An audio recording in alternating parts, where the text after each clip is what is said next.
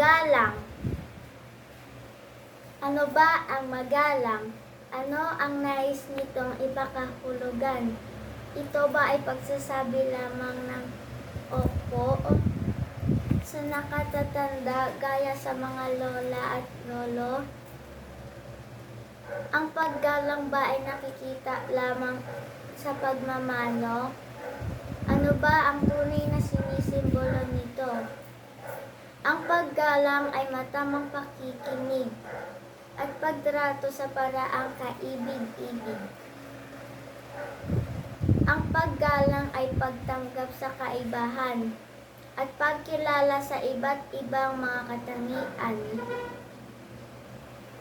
Ito rin ay pagsasabi ng salamat at ang palagiang pagiging tapat. Ang paggalang ay ating kailangan sa ating buhay at sa paaralan. Dapat tayong maging magalang sa kahit sinong nilalang.